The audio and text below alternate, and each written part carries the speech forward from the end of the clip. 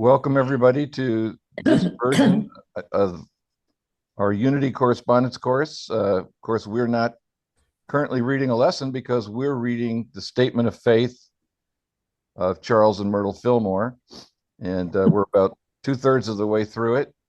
But before we do that, as always, I just invite us to settle in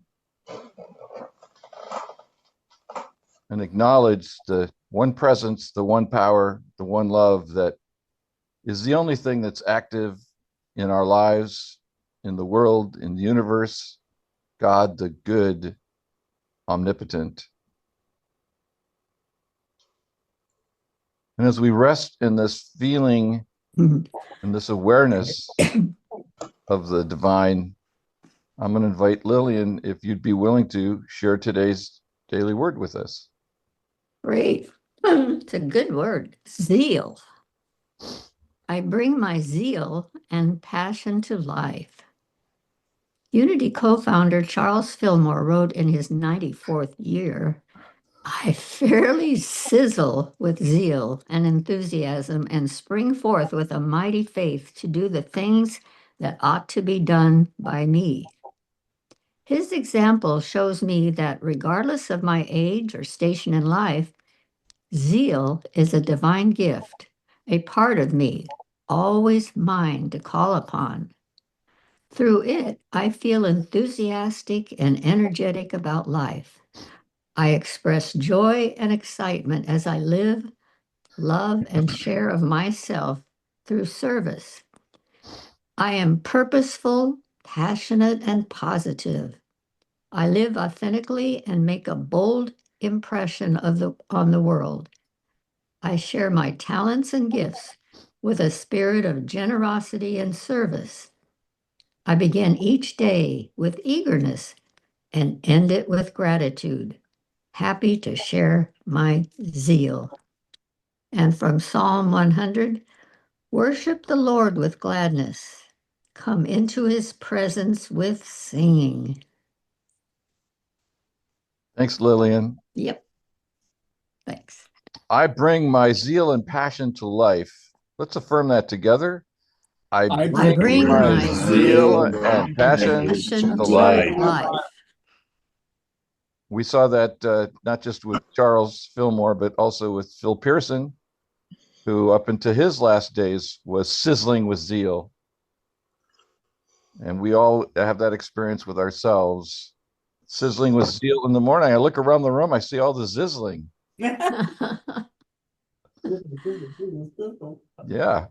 It's a good mantra. I sizzle.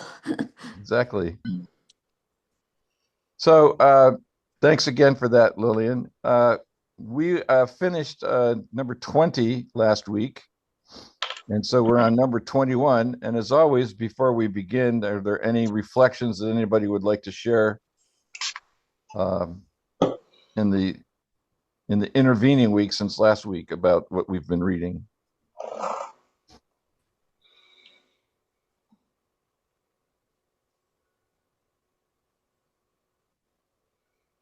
Okay. Who would read 21 and 22 for us?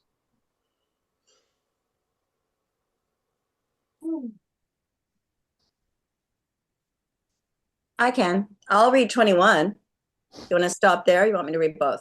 I read both. What the heck? All right. Thank you. I'll get my voice together here. We believe that spirit, soul, and body are a unit, and that any separation of these three is transgression of the divine law. We believe that the death that came into the world through the Adamic man resulted in body dissolution, and that the restoration of the lost Eden is already begun in the demonstration over the death of the body as shown in the resurrection of Jesus Christ. We believe that the dissolution of spirit, soul, and body caused by death is annulled by the rebirth of the same spirit and soul in another body here on earth. we believe the repeated incarnations of man to be a merciful provision of our loving Father, to the end that all may have opportunity to attain immortality through regeneration as Jesus did. The corruptible must put on incorruption. Thanks, Claudia. Gee, that kind of sounds like Jesus wasn't on his first life. I think that's a reasonable conclusion. Never thought of that.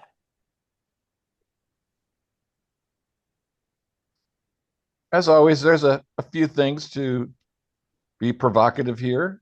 Am I correct in recalling that? Oh no, it wasn't this one that they took out. So this one later, Fillmore kind of said, I'm talking about 22 now, that Fillmore said, you don't have to believe in reincarnation.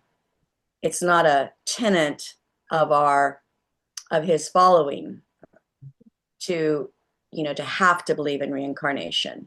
So he wasn't adamant about, I guess, about any of these, but definitely he knew that 22 reincarnation was going to be a showstopper for some folks. Well, And hold on one second. Let's just acknowledge that no one has to believe any of these things. These are just his statement of faith, or his and Myrtle's statement of faith, and we can choose to agree or disagree as we are moved. Go ahead, Diane. Were you saying? Yeah. In my reading of Charles Fillmore regarding reincarnation, he always said it was not a necessary event in order to come to full spiritual life, if you want, but that it was an opportunity to be regarded as, rather than a necessity. So I suppose a lot of people choose to come back a few times, and others may not wish to do this at all, or achieve what they need to in the lives that they've already lived. I've always felt that way. It's your choice. Okay. Yeah, you can stay on the bottom rung if you want. Yeah. Janet. I don't know how to put the little yellow hand up anymore. They've changed Zoom again. I'll figure it out, maybe. My question is from the reading in both of 21 and 22. Where is mind in this threefold spirit, soul, and body? Mind seems such an important piece of all the teachings, certainly Myrtle's teachings about the positive mind and mind. But it's not in this little list. So which piece of that holds mind? Great question. Any answers? What popped into my mind when you asked the question is treatment there, or the statement, there's only one mind, that mind is God's mind, that mind is my mind now. And it's demonstrated where, John? Is it a soul thing, or is it a body thing? It is God, but how do we get it? I don't want to be flippant, but yes, it's a soul thing, body thing.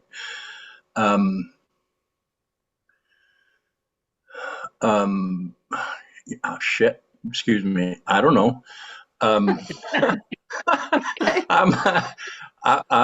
like, I repeat that when I struggle, or when I'm faced with something I have an agenda about or have an opinion,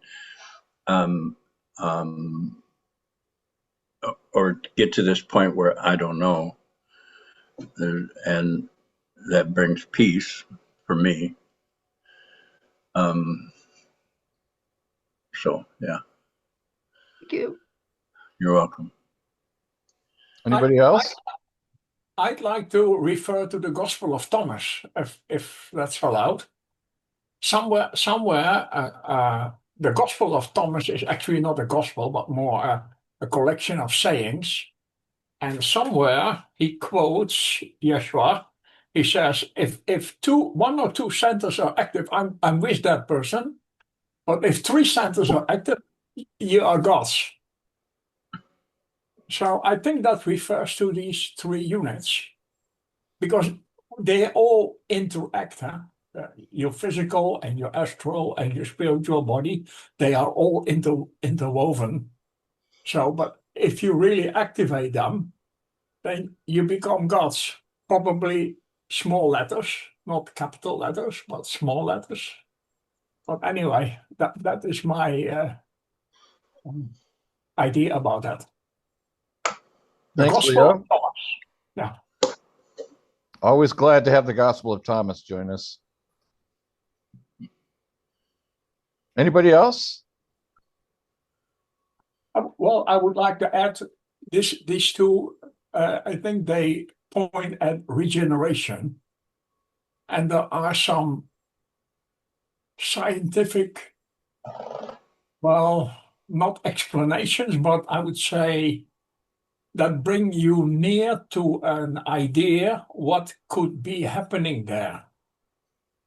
And there's a Dutch guy. He now lives in the U.S. I believe his name is Wim Borstone, and he explains a little bit that in time all things kind of drop into chaos. But if you can be mindful, you can bring the awareness of that substance back to its original design. And I don't know if I Is that like how you restore the exactly. you restore the devices? Yeah, exactly. It Thank is you. it's the same thing. Yeah, Well, what are the thanks. proofs that there's regeneration, or don't they say some people that are born with this, innate uh, knowledge of music, or little kids that have these superpowers? Do they figure that that's because of rebirth? Well, I Reincarnation. think Yeah. things. I think little kids are not yet. How you say that? Put in our mold. They are not. They are unrestricted, so they experiment a lot. Gretchen? Yeah, thank you.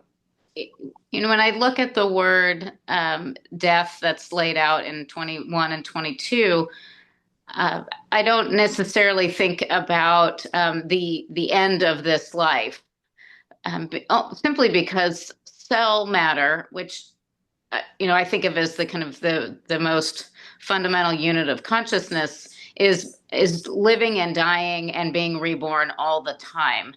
And so, if we think about it from a Myrtle Fillmore perspective of kind of regenerative healing of the body through the soul and the spirit, which kind of, as you're talking, Janet, about where's mind, I'm with John, where it's mind is all of that, or it's in and within, or interacting with all of that. That we're always dying and being reborn at every single moment, and I think that there's some statistics about that the body regenerates itself fully and completely every 7 years. And so we can take this as kind of the death that we see it on this plane, or we can see it as this thing is always happening, and that there's always the resurrection through increased consciousness at the cell matter, and that allows for a renewed body at all times. And sometimes there's people who are in their 40s who look like they're 112, and sometimes there's people, I think, on this call who are, past 65, who have an incredible, vibrance to them. And so I don't know if I have a final statement on that, but that's kind of how I think about it. Thanks, Gretchen. Yeah, I was going to say, Janet, echoing Gretchen, that spirit, soul, and body are the elements of mind, the elements of divine mind. Mm. So spirit, soul, and body are outworkings or expressions of an idea in divine mind. What does the word elements mean? The way you just used it? Like a part of? Correct. Okay. Or see, again, here's where language becomes our enemy rather than our friend, because the element implies a specific thing, static, but it's also dynamic. It's an element that's in flux. And so when I use the word element, I use it in a dynamic sense and not in a static sense. So when the body dies, and if it dies fast, like get hit by a bus, the spirit and the soul are going to still be part of the dynamic God mind, wherever we're going next. I You think know it how does. all the movies show your body rising, they get hit by the bus, and then you see Touched by an Angel has it every episode that you see the thing coming up out of the body that I say, oh, there goes their soul. And I I think sometimes I get really annoyed at myself for trying so hard to understand things because I think you're trying to understand them with your body, mind, brain that doesn't work right anyway. And just live in the spirit and the soul part of whatever's left for the rest of this life and stop trying so hard with the body maintenance. The eating, what are you eating? Did you walk? Did you exercise? All this stuff that's for the body? I become more and more disenchanted with it. And I think, well, if the mind is there, my mind that I've worked to develop or understand in this lifetime, is that going to be gone when my body's gone? But now you're letting me know I don't need to worry about that, that it's coming with me, with my soul and my spirit. Yeah. That's Ja- right? Okay. All right. That cheers me up. Jenna, can I say it in other words? You if can say whatever you want, Leo. if I'm the chauffeur, then when I go to sleep, I park my car, my body, in a safe place, and I go elsewhere. I do my business elsewhere. And in the morning, I come back and I start my car, my body, and I come to my day consciousness. At the time, I'm not coming back. That's what held the body together. That is me, the chauffeur, is no longer there. And that's what we call the body with all its elements. Thank you, Marty. Falls apart. It goes their own individual way. So, as long as we identify with only the body, then we have a big problem. But if you identify with the chauffeur of the body, then it's getting easier.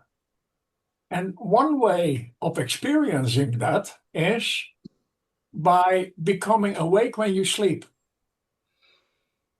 And with awake, I mean if you wake up your consciousness while you're sleeping, then you start to identify already with two kinds of life. The life you experience while dreaming, while sleeping, and the life you experience while you are in that physical body.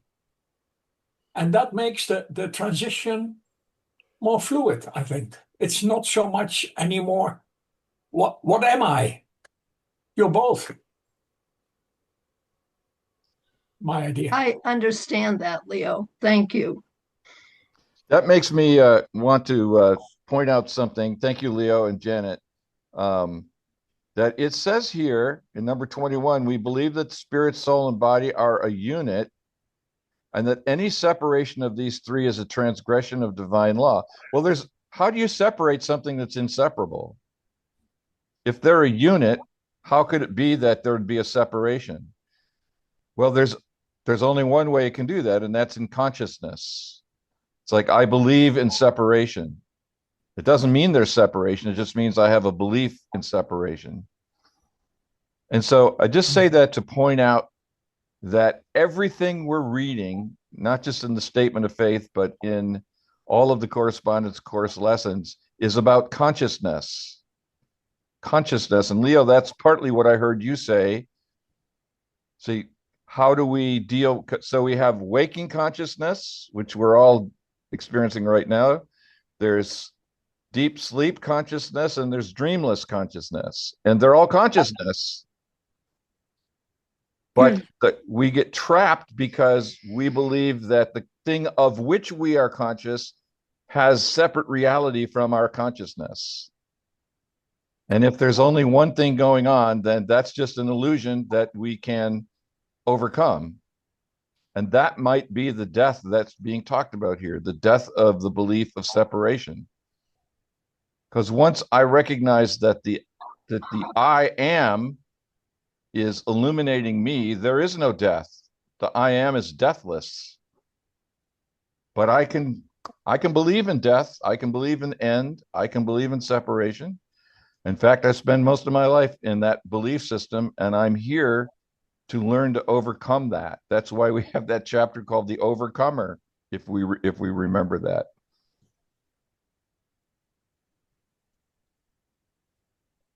You know, one of the things that occurs to me as we're discussing this, when they talk about to do prayer work, when you supposedly get into the secret place of the Most High, when you're able to reach that point, are you not then having the spirit, which is part of your body, it gets in tune with whatever it needs to do as far as prayer is concerned? So if you speak of getting into the secret place of the Most High, then when you do that, that's in its own way a separation from the body, allegedly. But again, this gets back to the consciousness part of this thing as well. Yep. Yep. Thanks, Marty. Yeah, like I'm the authority here. You're way ahead of me. It's your link. I'm thinking spirit, soul, body. I don't know what I don't have I can imagine spirit, soul, but I think I know body. Maybe that's not true too. That it's bigger than that. It means something bigger than my physical body. And Christ re-embodied into his divine, maybe that's the body they're talking about, the eternal light body. I don't know. And I appreciate being part of this group because these insights or awarenesses come as I'm listening and reading. So thank you guys. Yeah, I'd say amen. Gretchen? Oh, yeah, absolutely. Amen on that. One of the things that helped me experience what is being said in 21 and 22, kind of historically, is that I tried to think about the spirit, body, soul, as opposed to spirit, soul, body. I changed the order. And some of that is tied to some thoughts I have about scripture and the relationship between those. And it also kind of helps me look at that what's seeking to separate is something that's inside of the soul, but that the soul is tied and connected to the body at its multiple levels that John shared. And I think that the body is actually closer to spirit in its purest form than the soul is. And we see that in sports, we see that in dance. There are people who kind of leave their sense of consciousness at this moment and enter this whole other flow state. And it's their body and their spirit are interacting in this magnificent way that the soul is connected to, of course, but through its unique expression. But there is something so beautiful that happens when we see the body and the spirit come together without any separation identification that happens inside of the soul space. And if I were to have to say, what are we doing here? I think what we're doing here is healing the soul space so that that which happens between the body and the spirit doesn't have any interference in it, and that the unification that is absolutely of the three is present and true. So that I changed the order to help me remember that the soul is actually, it's too linear, but like the soul is on the other side of the body from the spirit when it's in that separation consciousness. And when it locks into the Christ consciousness, those three become one immediately from the soul's point of view. They're always true from the spirit and the body's point of view. But the soul, it's like the soul finally gets it. Wow. Yeah, well, Wow. Powerful. Thank you, Gretchen. Janet? Oh, yeah, wow. Okay, Gretchen. So you're saying that the spirit and the body are the active connection, and that it's doing things and going through life and all that stuff. And some of us are blessed to catch on more to what the spirit is talking about or saying, or find teachers or whatever. But all of it is about, we're here in this lifetime to do work on our soul. Is that what you said? Effectively, yes. I mean, I come from a place today, and it's taken a long time to get here, but that the body is perfect. The body is perfect. And, without making kind of broader commentary than I need to, I think there are traditions that have said very different things about the body. And this is also, I think, a couple weeks ago, I put forward in the chat the difference between sarx and soma. Maybe it was in this group, maybe it was in Tuesday group. But okay, thank you, John. And it's easy to say things negative about sarx, where the soma, as the body, is this beautiful, perfect thing. And part of it, I will say, is just my own personal journey. From a technical here and now standpoint, I've got some pretty strange things that about my own body that have been with me since birth, and so a lot of it is kind of coming to terms with that. Like, what does it mean to grow up with a pretty strange spine and some internal organs that didn't grow all the way, and stuff that from a technical point of view on this plane of existence would be considered broken. And I don't have that idea today. I have the idea today that God made my body perfect as an instrument for whatever he wants to do with this body in this very strange configuration, and that is perfect. And that honors the relationship between the spirit and the body are in perfect harmony. And it's my soul that has needed to get on board with that, not the other way around. Does that help, Janet, or does that make it more complicated? No, that helps perfectly, because you and I have the same situation of a lifetime of odd troubles. And I've had the, 10-year, 20-year troubles of brain damage. And so all of that has always just really confused me about the body is just not working right. I can't do I can't do the things that I wished I could do. And made me when I was being a good Catholic, I always felt sinful and defective, that I was not able to use the gifts that I had been given because of the conflict with these sort of, part of me things that were not working right. Mm-hmm. But when I found Myrtle Fillmore back whenever, and Emily Cady, and I read, your body is perfect, everything is perfect, your God is perfect and doesn't create anything that's bad. And I thought, whoa, Yeah. well, this is something. And I have been really chasing that ever since I first got the general idea that I could stop being ashamed of not being a skier or a skater. I watch those skating movies and I watch them leaping in the air and doing all these things on the skates. And I think, oh, what a wasted life. I never became a star skater. And I I think that when you take it up a level, so I took it up a level a while ago and stopped worrying about my body. I just thought it's going to work the way it's working. It's going to be fine for today.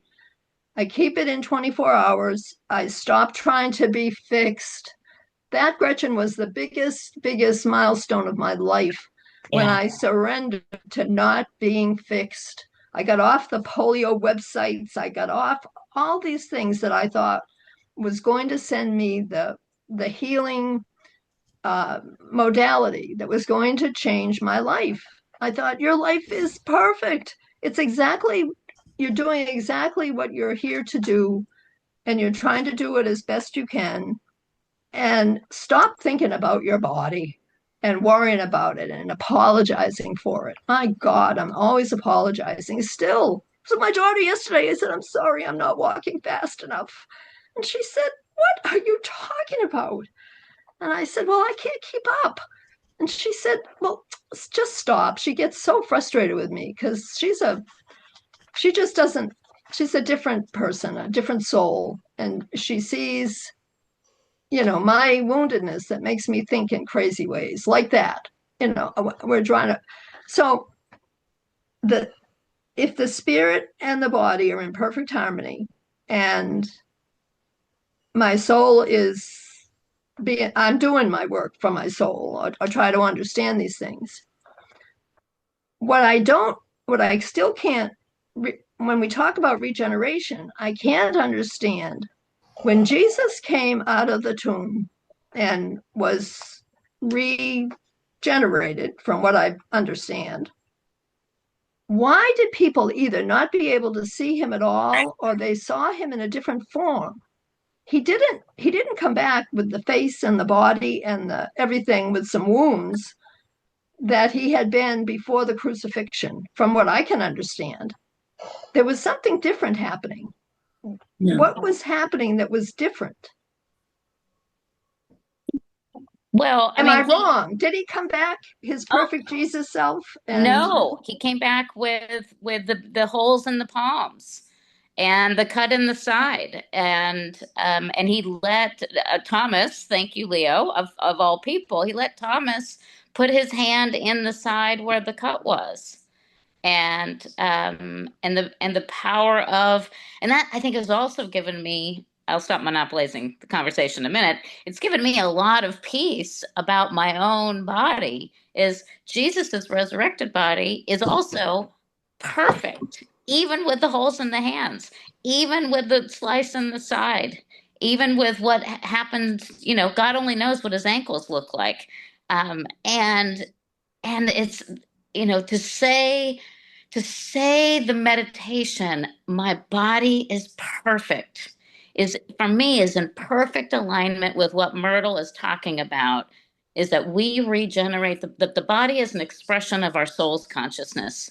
And when we utter the statements of faith, of healing and grace and blessing and true purpose of our body is the temple of the living God, we are doing the work of Jesus in the resurrection right here and right now. And I think for me, coming out of the tomb is coming out of the darkened consciousness of untruth that Jesus didn't inhabit, but he lived in. You know, he was in the world, but not of the world. And that he breaks free of that, so we break free of that. And we break free of that through our consciousness and what our ideas are about the resurrection for our own selves. And he shows us the way.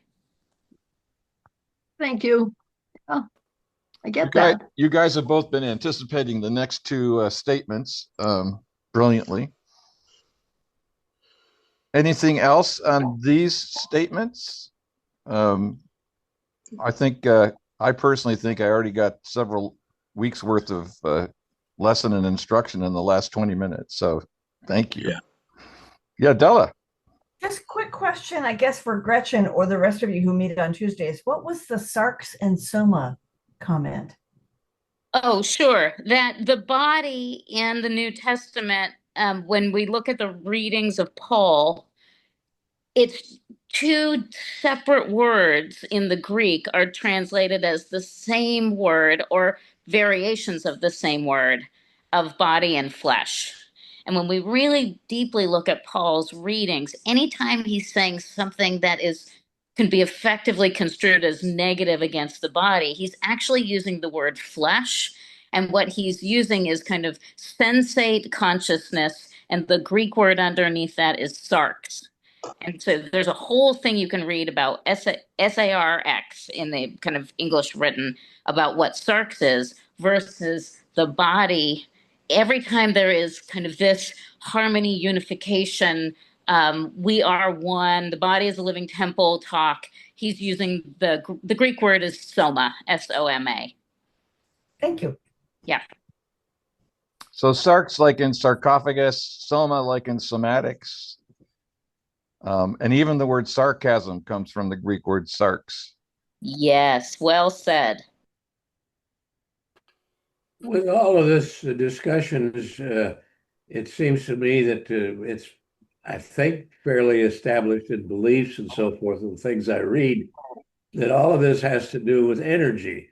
And so the comments that when our body gives up and passes, that our spirit or our soul, and I think you could interchange soul and spirit as synonymous with each other, that continues on, and that there is no, that essentially our soul goes into the energy field and there is no death. We apparently live forever. And if you read some of the articles where people discuss their choices before they're born, that they realize that they're in the process of being born or coming into this world again as a physical body, that sort of puts a new element on it. And it almost seems that spirit and soul all are part of the energy that exists, that keeps our bodies going and so forth. I don't know if I've said that well enough or not. Well, you got a heart from Gretchen and thumbs up from John. So I guess. Yeah. Really done, Belden. Yeah. I do think we choose. I think you probably chose to have polio, and I think people choose to have, challenges with drug addiction. And it's just a way that the soul, before it comes into the body, or this physical plane, let me put it that way, to educate itself, to learn compassion, to learn how to love. Or to use what Gretchen said earlier, to learn how to dance.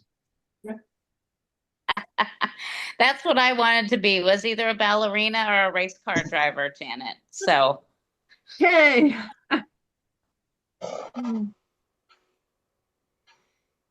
Let's see if the next couple statements don't help bring even more illumination. Who will read 23 and 24? Yeah, Della. Oh, no, good. Go ahead.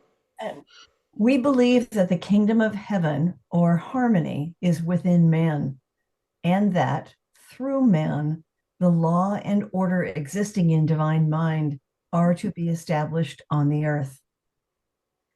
We believe that the second coming of Jesus Christ is now being fulfilled, that his spirit is quickening the whole world. For as the lightning cometh forth from the east, and is seen even unto the west, so shall be the coming of the Son of Man. Watch therefore, for ye know not on what day your Lord cometh. Thank you.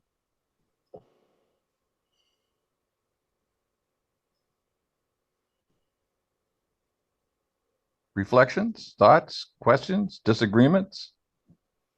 Difficult stuff. How so? For me, it sounds like something far off, not within myself. The coming of. So it's not here. Well, it is here. I'm only separated from it. Right? The quickening, that his spirit is quickening the whole earth. In my work and in my personal life, I'm experiencing what I refer to as a quickening. The people I'm working with, it seems that the effort that I used to put in 10, 15 years ago, it's not there. And it's like the what I call the lights go on quicker, and there's more leaning forward into awareness or understanding. So I actually am experiencing the quickening internally and with the people around me. Based on I've been a while, so I know what it was before. It's different. Seems different now. So thank you. Thank you. That's kind of the beauty of age. Yeah. John, what does it mean, quickening? What does that word mean in the way you just described it in yourself? I want to say faster. Faster doesn't describe it, but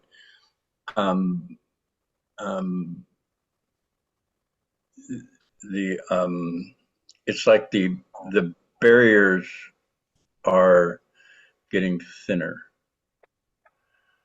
Is that related to intelligence? That's related to feeling peace or at ease or meaningful, fulfilled. I'm drug and alcohol counselor and work with people in recovery. Okay, I get what you mean when you put it in that context. I know exactly what you mean. Okay, thank you. Mm-hmm.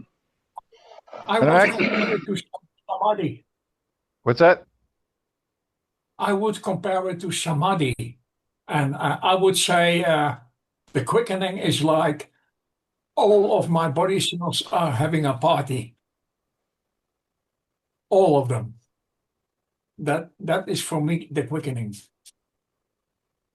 And I think quickening here is related to life. So quickening, is my understanding, is quickening. We could use the other word enlivening. The dictionary, Merriam-Webster says, in one of its definitions, give or restore life to. On the third day after his death, the human body of Jesus was quickened by the Spirit. Thank you. Yeah. Yep. I love that. Okay, here's the good one from that revealing word that's become my new Bible. I carry it everywhere. Quickening is an inflow of divine vitality into the body, which follows the affirmation of truth. To quicken is to make alive. The quickening of the spirit in the mortal body makes it eternal and incorruptible, not subject to death and corruption. So, divine vitality, I like that. Mm-hmm. Makes sense. Mm-hmm. Yep. Yeah. Thank you, both of you. Actually, three of you. Thank you for This is one of those things where we don't use that word quickening in current English discourse, but people reading this 100 years ago would have understood all this. Oh, okay.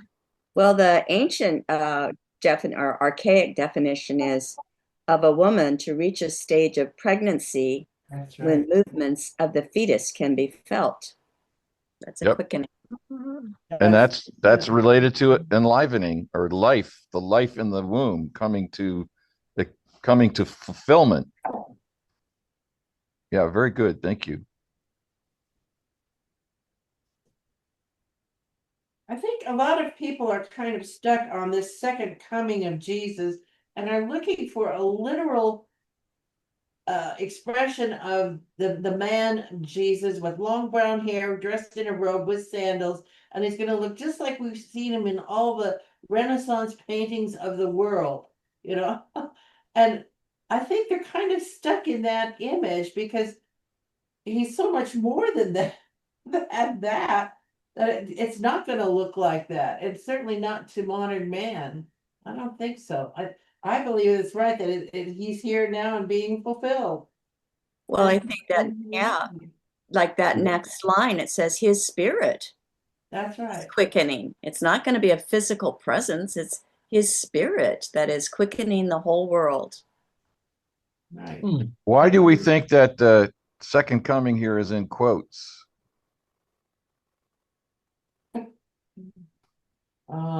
Maybe it shouldn't be considered literally. Yes, I think, Diane, you're right that it's not going to be a physical guy. Right. Yeah. Don't be looking for someone to come walking on the water in your neighborhood. But some religions, some Christian religions are. Yes, I know. That's why I say a lot of people are kind of stuck on the meaning of the second coming in life. It surely has not happened yet. And like the Bible quotation says, who knows on what day your Lord will cometh? Well, they keep looking forward, but they don't realize what's here today. Yeah, I agree. It's also kind of based, if you think about it, on Judaism, where they're, still saying that Jesus hasn't come. So Christians are saying, well, he hasn't, he's going to come back. And Judaism is saying the Messiah hasn't come yet. So it's interesting that Fillmore called that out in quotes. Uh-huh. I think it's there also because I think it's being implied in what you guys are saying that this is not an issue of temporicity. It's not an issue of time. First this, then that. That because it's already here. If it's already here, then there is no then that. It's already happening. Is now being fulfilled. His spirit is quickening, not will quicken, is quickening the whole world. That's right. Here now. But watch therefore, for you know not on what day your Lord cometh. Watch therefore, for you don't know the day that you'll finally wake up and see that. But watch, meditate, go to the secret place of the Most High. Be open the heart, open the mind.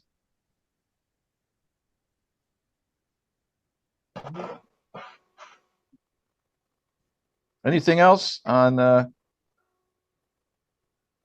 Kingdom of Heaven or harmony is within us? Like right now, this assertion is that the people in this room and our brothers and sisters stretching around the globe, all 8 billion of us, have the kingdom of heaven or harmony within. Well, there's a lot of them that haven't awakened to that. Yeah, because you don't know when that your Lord will come. Well said, Veldon.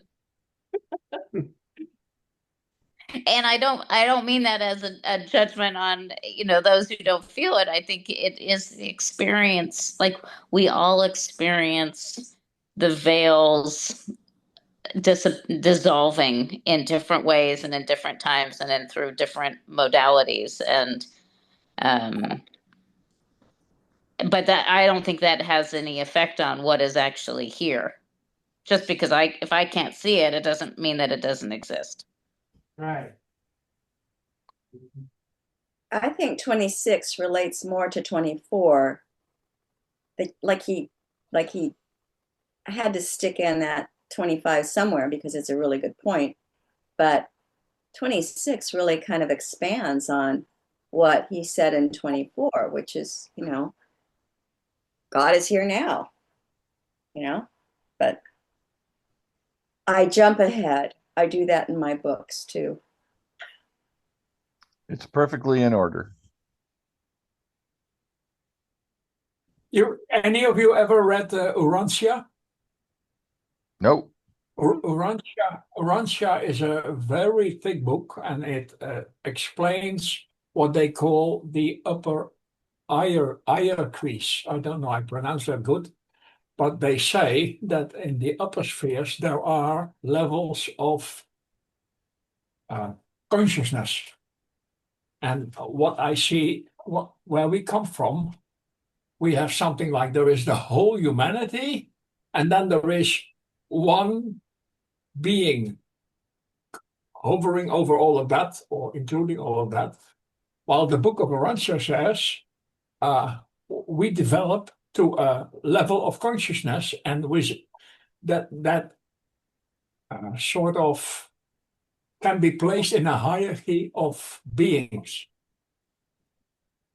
There is a similar principle in Buddhism, and I kind of like that, because in that way I can say maybe the second coming is that a lot of Yeshuas are right now on earth and shining their light amongst us. Once I awaken to see, again, I think all of this stuff is about helping us learn to awaken and see. If you look at all of the people that have written books and so forth that try to explain what all of this means, aren't all of those minds and thoughts and so forth that in their own way trying to explain this, isn't that part of the energy that Jesus Christ was trying to explain, to get everybody to get on board with?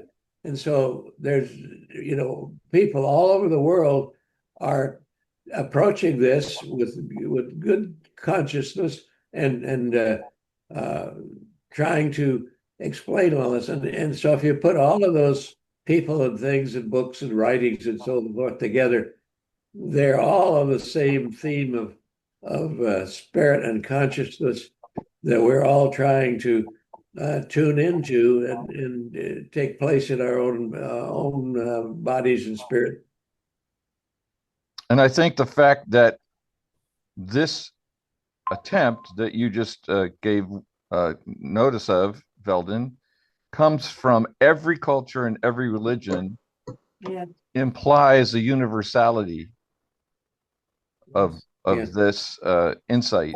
I mean, people will use different words and different images, and they'll tell different stories. So, for example, if you read the Bhagavad Gita, that's a whole different way of telling the story than from the stories that Jesus tells in parables.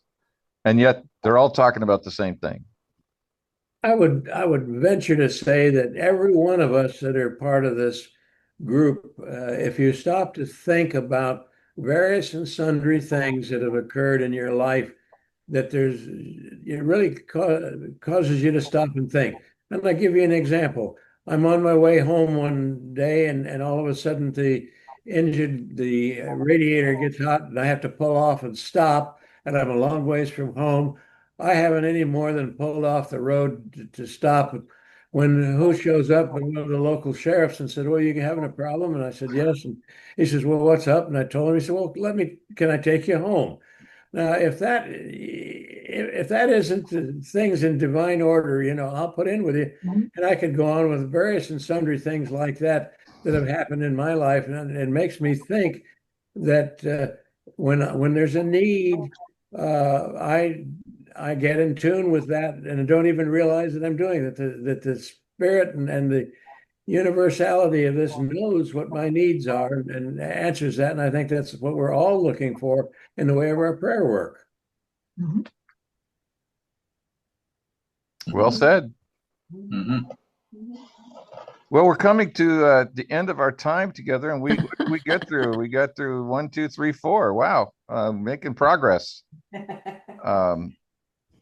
Any last minute thoughts before we wrap up with our prayer for protection? Well, just do number 25, even though we haven't discussed it. Don't do it, read it. Just this week, do it, and we'll come back and discuss it. Can I read that? 25, is that what you asked? I was saying that we should practice it and then come back and read it, but I'm not the boss of this group. Okay. I have a comment on that. Go ahead. Do unto others as you would have them do unto you. I would tell the guys in jail, don't listen to that yet, because you really don't like yourself and you're already doing it. So wait till you like yourself and then treat people like you would like them. Amen, John. Yes, John. Oh, all the nuances. I love it. I think that same way about I love your neighbor like you love yourself. Well, most of humanity doesn't really People are love doing themselves. it all over the place. All over the place. They're doing it. Yeah. Oh my God. We are loving each other the way we love ourselves. Yeah. Oh, you guys, you're awesome. I can't wait for next week's discussion. All right. So thank you. As always, thanks for being part of this. And let's close with our prayer for protection together. The light of God surrounds us. The love of God enfolds us. The power of God protects us. The The presence presence of of God God watches over us. over us. Wherever we are, God is, and all is well. Is well. Blessings, Thank you, blessings everyone. to you, Gail, and thanks everybody. Thank you. Thanks, Marty, for putting up with us. Now, Lillian, it's not. God bless you. This is joy. Bless you. Thanks, everybody. Janet, can you hang out for a second? Yeah. Okay.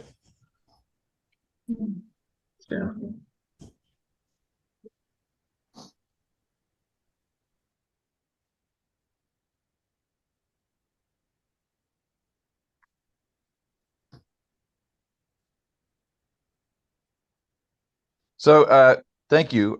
Again, I apologize for not getting back to you. It's like Don't ever have to do that. I know you're so busy. Well, no, it isn't even that. It was just I get up really early and I read my email and I kind of go, okay, I need to respond to that, and I respond to that, and then something happens and it's like, holy shit, I didn't.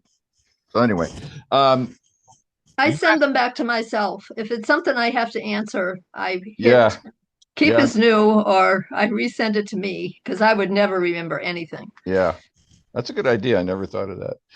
You asked me about other stuff that I'm involved in, and I wanted to tell you I have 2 other parallel energies that I work on all during the week. Number one, I've written a book. It's called Creating Our World, and it's taking what I learned from Ken Wilber, who is my integral guru, and integrating it with what I've learned from John Donovan. So wow, Ken Wilber is quite a big mind. So Wilber is kind of like the idea guy, and John is kind of like the practical, make it happen guy. And so my insight was that these 2 guys have something to offer if you can see, like they both illuminate each other. Okay. And so I wrote this book, and I'm in the process of a round of edits, and then I want to publish it. So I write. Cool. So Mark Hicks gave me this suggestion. This was 2 years ago. He said, as I'm working on the edits, because what I was telling him was like every time I edit it, I find something I want to add or increase. And he goes, no, leave the book the way it is, but start a blog and use the blog as a place to just add new stuff. So I write a blog, and the blog is called The Metaphysical Creationist, playing with the idea of creationism from not a fundamentalist perspective, but a metaphysical perspective. Wow, that's cool. So one thing you could do if you're interested is I could send you the link to the blog, and you could. I don't write in it regularly, unfortunately. I haven't. How long have you been doing it? 2 years? 2 years, yeah. Yeah. But it just goes through a lot of the. It's written. It's as if it's the second book I'm writing, basically. Okay. Okay, that makes sense. So that's number one. Number two, John is he established a practice which we call intentional living, and we actually have a podcast that we do, and we've got 5 years of podcasts where we talk about the ideas. This is in a recovery perspective, so it's all practical. It's basically goes to the last thing we talked about in our call today. It's like, how do I learn to love myself? Mm-hmm. And that's the practical. And John developed this very powerful practice. It's changed my life. And so John facilitates a meeting. I facilitate a meeting. John facilitates a meeting at this same hour, 8:30 on Saturday mornings. I facilitate a meeting on Wednesday afternoons, our time, 4 o'clock our time, 7 p.m. your time. And these are meetings, these are recovery meetings where people come and work on their shit. Unlike a 12-step meeting, these meetings are facilitated. John and I are facilitators. We help people walk through the process, and it's just very, very powerful. And so those are a couple other things that we do, or that I do. Well, higher power was certainly in my head with all these things you're saying are exactly the kind of things I'm looking for. I've told you I'm sober 32 years. Right. So I've been up and down the block with that as a newcomer, and then as a teacher, and as a sponsor, and every other thing. Right. Now I've kind of faded out of the AA world and faded out of, because Zoom for me was not the same with recovery conversations. It's not. I mean, there's something but it's about better than nothing. It is for sure for newcomers. And I just think that the longer you're in this, and the more your 11th step has grown and changed and developed, that you have to wait and be shown who are the human beings that are really out there, that have something to tell you. Right. And Mark Hicks has been that, but Mark is not in the recovery world. So his language is often, I think, oh, maybe, but you, on the other hand, everything you say always, it resonates with me, and it made me think, could he be in recovery? Or has he been in recovery? Or is he something? And today was the first day that the light bulb went on about John, because John, I listen when he talks, and I listen, write down what he says. Never occurred to me he was connected to the recovery world. Okay. So I surely am interested in both of those groups. And John will tell you he started with AA, but he almost immediately moved to ACA, Adult Children of Alcoholics. Yeah, I did that, and they were all pretty crazy, too crazy for me, and I moved out of that. Right. And so the idea that there's a thing called Dharma recovery now. Dharma recovery is kind of all things, I guess. I went to a couple on Zoom, and I thought, this isn't it. And I don't know that either your Saturday or your Wednesday is it, Right. but I surely would like to explore it and listen and and see if this is a time when I'm supposed to be raising my hand to say something that's helpful as opposed to listening for someone else to help me. Because Right. I am way out of my league with the Fillmore stuff in terms of knowing enough to want to say anything with a definitive voice. But I do know about recovery and families and all that stuff. Yeah. So, very excited. Yeah. So, what can you send me a link to? You're going to send me a link All right. to So here's what I'm going your to do. blog. I will send you a link to my blog. I will send you a link to the podcast. Okay. The podcast has the links to the meetings. The meetings are Okay. all on Zoom. There are a couple other meetings. So we have 4 guys that facilitate, but Dan and Rodney's meetings are much later. They're 6:30 our time, which is 9:30 your time. So Yeah, two's enough. I'd rather be with your thing and yeah, John's yeah. thing. Yeah. And John, his meeting is 100% oriented to the newcomer, even though most of the people in the meeting have been coming for a long time.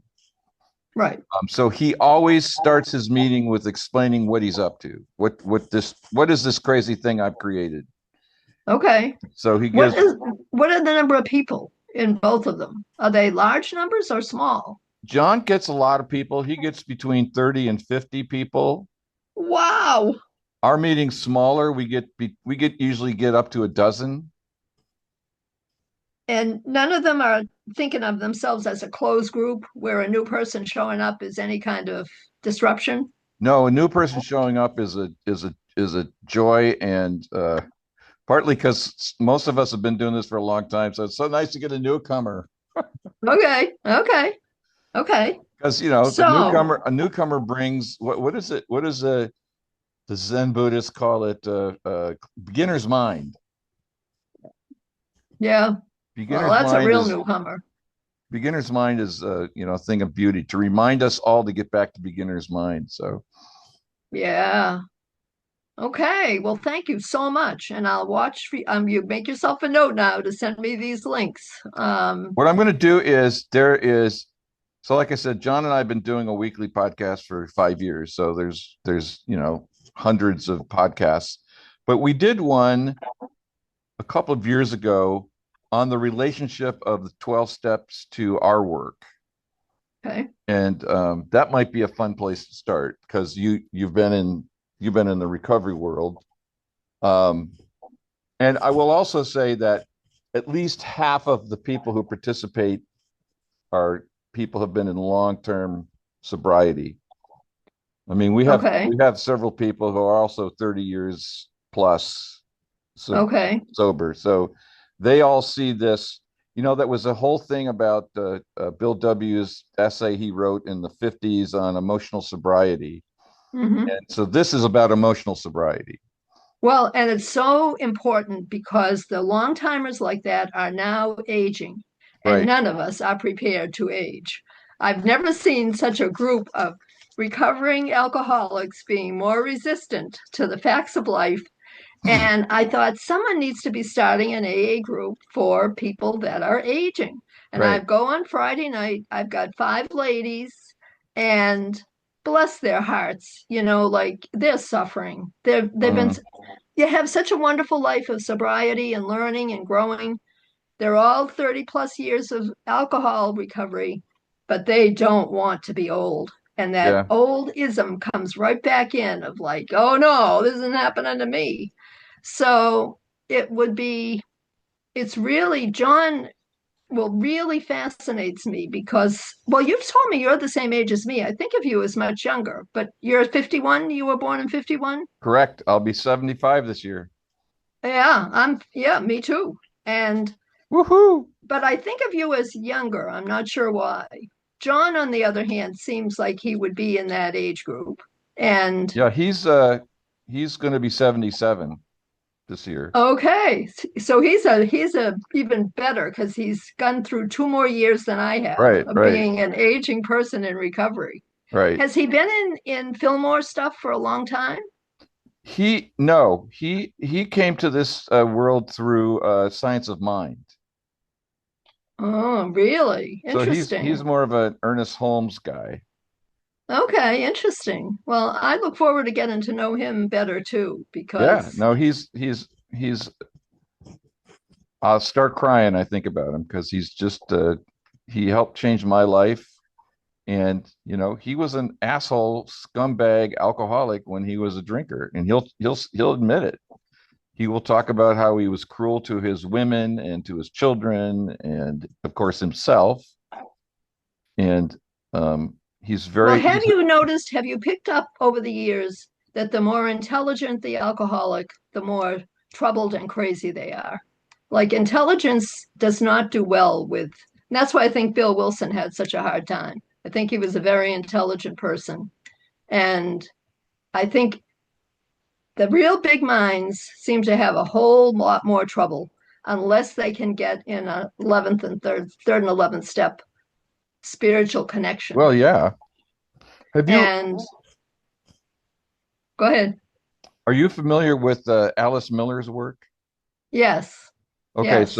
so John's insight comes from Alice Miller, which is that we all have a wounded child, Mhm. an unhealed child, the gift of the drama of the gifted child inside of us. And so the work that we're doing is healing that trauma that never got healed when it should have gotten healed Wow. through our Wow. through our parents. They should have taken care of us. They Right. didn't, for whatever Right. reason, not because they were bad or they were wounded children too. Um, But then when you start to know people's stories and you track the people that were children who were very intelligent when they were children also, their trajectory is far more troubled than well, partly the simple because souls partly because the intelligence is used by the wounded child to keep in the addiction. and coping and Yeah, and redefining and rationalization. oh my God. I Yeah, I think I I decided 2026 is not for psychology for Janet. Janet has done a lot and yeah, for sure. I know it, but this is just about relaxing and letting myself be whole and healthy, healed, whole, and healthy, and trusting God because I don't need to think about this. I don't need to um, explain it or give you a thing in a book. Mark Hicks has a thing on Tuesday morning. They do Bible study stuff Right. with Susan St. John. And Susan St. John and I are like, we're at opposite ends of the spectrum because she's such a knowledge based person. And she'll say, oh, you should try this book or that. And I think, no, it's not that complicated. And then she had a brain injury and she's been fighting it, trying to do the work she did before with this brain injury. And I say, oh, think about that. I had three because the first two didn't take. And I kept thinking, I can do this. So we're works in progress for Yeah. sure. And you've been a wonderful, what would I say? I just sense your kindness and your empathy with everybody in the group. And I think, oh, I'd like to be like Marty because my mind still can get snappy. My mind Sure. gets snappy about things. And I think, Well, it'll be interesting in our work. We say, I give myself permission to have a snappy mind. We don't, oh, we don't fight. So the thing Gretchen said about the body, we don't fight the body the way it is, and we don't fight the mind the way it is. That when I own the truth, this is John's incredible insight. When I own the truth of myself, and especially all those things that are quote unpleasant, then and only then, now this is first step work in AA. Only when I own that I am out of control drinker do I get my drinking under control. Only when I give myself permission to be stupid, crazy, insane do I create an opening for something else. And this is the last thing I'll tell you because you've given me a lot of your time. I was 4 years with, Thomas Keating, the monk Yeah, that did for the sure. divine therapy and everything. For sure. I got into one of the original centering prayer groups. Wow. And his videos about the subconscious holding so much information about ourselves and life and everything. Right. And that the only way to heal the subconscious was through meditation. And you sit and you let God heal you. 4 years. And then I just stood there and I poured the bottle of vodka down the sink. I felt the power and presence of God. I heard a voice that said, "You're done, Janet." And I poured it down the sink. And I tell people all the time, it was because in those 4 years, I'd go to the prayer meetings drunk. I was not drinking in those 4 years. Right. I didn't even think that. I thought I was coping. I thought it was a great, way to Sure. cope. Sure. And so when I stopped, I thought, what is this now? Why is this happening? When I came to understand alcoholism and not comparing myself to my father and my brothers and every other person in my life, I thought, it's your own thing, Janet. It's going to take a long time to understand it. But I continued with my centering prayer. And then when they made that extra group for 12-step outreach doing centering prayer, I was in those groups, and I believe God heals things that we don't even know we're asking to be healed. But I gave it the time to say, well, if Tom Keating says it's going to heal me, I understood enough about the subconscious at that point to know it was steering me. I would have a good, kind, normal thought, but then it would get hit, like side-trailed by something in my subconscious saying, be careful, don't, you got to watch your back. And it all started, though, with learning how to sit for 20 minutes. And it changed my life as much as AA gave me tools to learn and to teach other people. But it all goes back to the God connection, like Myrtle says. And I'm really, and I'm thrilled to be, I don't mind aging. I just feel like I'm where I'm supposed to be to do what I'm supposed to do, and it'll be revealed to me. And so I'm so excited to come on Wednesday night and see your group Okay. and then get to listen to John. And I'll start reading on the blog and the podcast. Those are all on YouTube. Is that how one gets to them? Correct. Or the link will just take me to them? Correct. Okay. Yeah. Okay.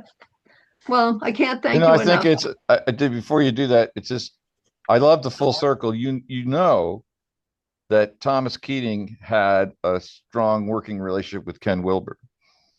Oh, that's where I learned about Ken Wilber. Yeah. And I would listen to him and think, I did pretty well before I had the brain aneurysm, like Right. following.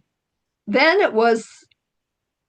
I liked his presence, and I knew he knew magical, amazing things, but I couldn't understand him in the same way I can't understand Leo. Sure. Like but Tom Keating really loved him and really admired him. And Tom Keating was a big mind too. And then he started aging. He was a great role model for us. Yeah, it's amazing how God has taken care of us all in Well, a very special way. I met a guy who lives in Iowa through John, who still runs centering prayer groups. And he turned me on to this biography of Keating that talks about how in the last 10 years of his life, he essentially walked over to the other side in consciousness. And it's like, whoa. I mean, I wasn't surprised. I wasn't following Keating personally, but when I read that description of this passing over in consciousness to what we were talking about in the lesson today, into the unity of the body, mind, and spirit, or body, mind, soul, however you want it, body, soul, spirit, whatever. And Keating apparently had that awakening. And like Claudia said, sometimes we just have to live long enough to get there. There's something about there's handfuls of people who have these insights at a young age, but most people, we got to live a long time to accumulate the experience to get to the wisdom. Because he was able to sit for hours. He would just sit. Sometimes he sat outside, sometimes he sat in the chapel. He'd sit just for hours. And at that time, it was like, oh my God, who could sit more than 20 minutes? I couldn't fathom it. I do that same thing now. I mean, you just get to where what's around you in like three-dimensional world, it sort of floats away. And I don't know where I am or where I'm going, but I know I'm not in my apartment. I'm somewhere else. And I have to say, snap out of it. And, because I continue to feel like I'm supposed to be doing something. Maybe I can take a page. Tom Keating was doing something, though, even when he was just sitting there by himself. He loved to be by himself. And the curse for him and Tom Merton is that people that are so bright and so intelligent, they're in too much demand. They're just too much. People want stuff from them. Right. And it's hard to just relax and be. Well, you can always say no, but you remind me of this book. You've probably read it. Nothing to do, nowhere to go. Thich Nhat Hanh. Oh, I don't know if I ever read it. I think someone gave it to me. I should look for it. Is it good? Yeah, he's amazing. Yeah. Well, again, everybody says the same thing. They're just saying it in their own way. Yeah. I have a very close friend who lives in London, and we've known each other for many, many years. And he's 70. I think he's turning 76 this year. And he wrote a book about how to flourish physically, psychologically, and emotionally in your 70s.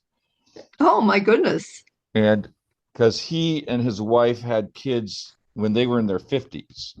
Oh. Or when he was in his 50s. She's a little younger. Wow. And he said, I want to live long enough to appreciate my grandkids. And so he embarked on his quest was, how do I live as long as possible, as healthy as possible? Okay. And so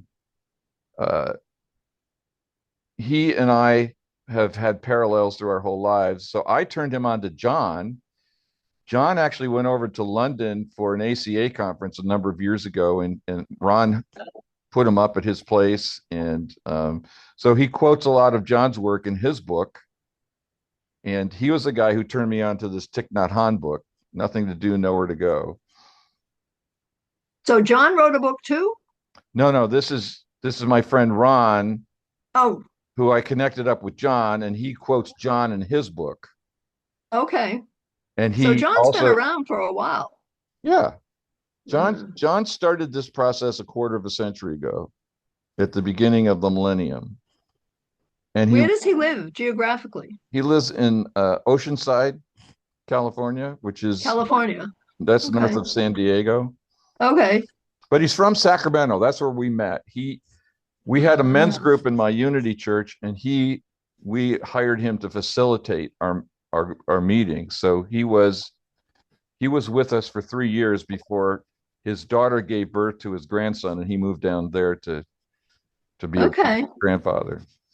Wow. Well, this is very exciting for me, Marty. It's like doors opening up, doors. And I'm really happy about it. Yeah. And, well, I wanted to talk to you because there's just too much to put into an email. Oh, yeah. You'd need a book. Yeah. Thank you so much. Okay. Well, thank you.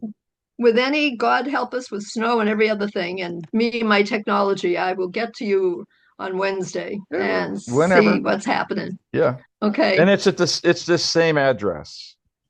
It's the same Zoom room for our meeting on Wednesday. So there's going to be a link somewhere that I'm going to just click on a link like you send out. I don't have to put in IDs and Well, you can stuff. click on the link from because it's just on a card on the video, the YouTube video. Okay.